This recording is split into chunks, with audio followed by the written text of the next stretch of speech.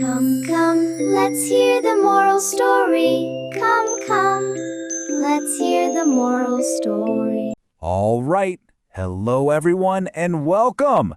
Get ready to journey into a magical kingdom full of fairies, castles, and a princess who, well, she's famous for taking a really long nap.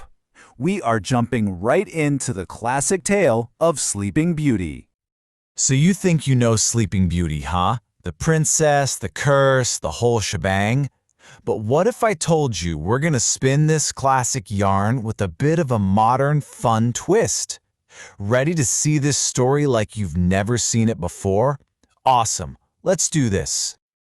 Okay, so our story kicks off in the best way possible, with a massive party.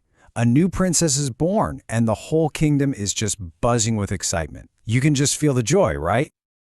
I mean, look at this. We're talking confetti cannons, the works. This is hands down the biggest celebration the kingdom has ever thrown. Everyone is dancing and cheering for the new princess. It's just a perfect, happy day. And wait, who's showing up now? It's the good fairies.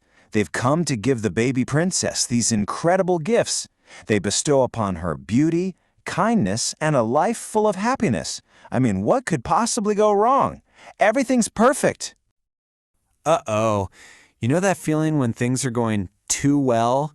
Yeah, the party gets a visitor, an uninvited one. And let me tell you, she is not in a party mood. And just like that, the music cuts out. Dead silence. A cold chill just sweeps through the room.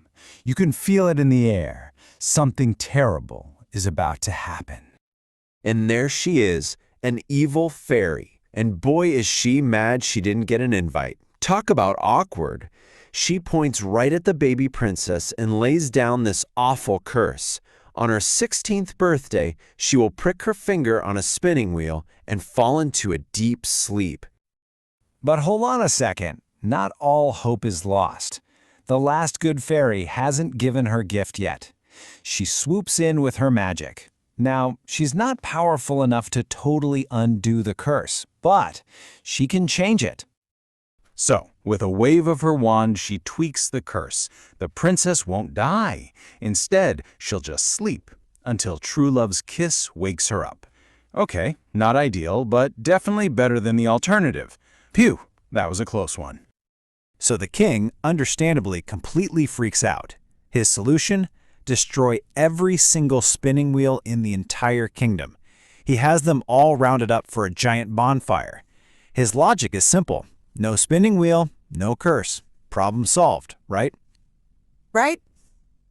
Well, as we'll see, escaping a fairy curse isn't quite that easy. All right, so fast forward a bunch of years. The princess grows up, and she's just as wonderful as the fairies predicted. But there's always this shadow looming over the castle. Everyone knows the curse is still just waiting for the right moment. And then it's here, the big day, her 16th birthday. The whole castle is on lockdown, trying to keep her safe. But a magic curse? Yeah, it's not going to be that simple to avoid. So the princess is wandering around the castle, and she stumbles upon this old, dusty room way up in a tower nobody ever goes to. And what does she find inside? An old woman with yep, you guessed it, a spinning wheel. The princess has never seen one in her life, so of course she's curious. She reaches out to touch it, and prick. Just like that, the curse hits, and she's out cold, a deep, magical sleep.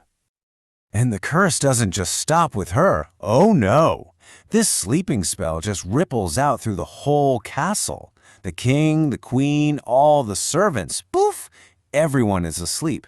And then, to seal the deal, this crazy thick forest of thorns just sprouts up and surrounds the entire palace.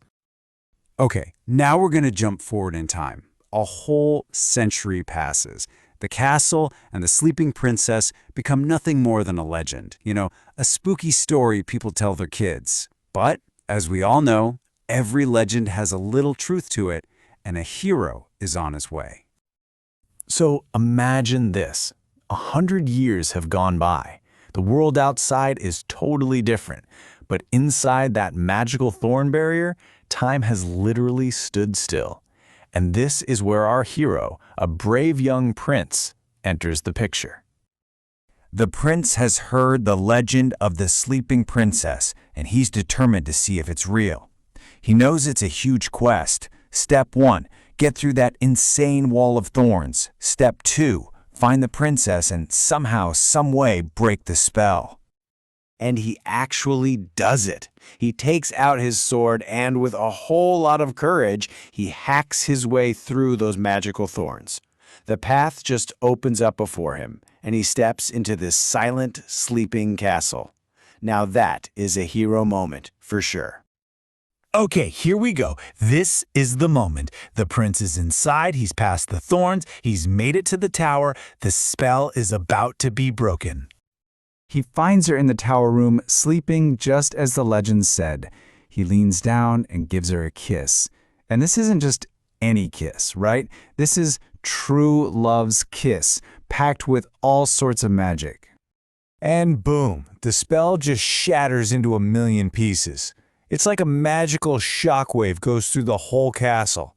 In one single instant, 100 years of magic is just gone. Everyone and everything starts to wake up. So, the princess opens her eyes, and at the same exact moment, the entire castle wakes up with her. They're all yawning and stretching, probably looking around like, wait, did we just nap for a century? What year is it? The princess sees the prince who rescued her, and, well, you know how these things go. They fall in love, the kingdom throws another huge party, a wedding this time, and they all live happily ever after. The perfect fairy tale ending. And there you have it, the story of Sleeping Beauty. Such a great tale. It really makes you think, though. What other classic story do you think needs a fun modern reboot?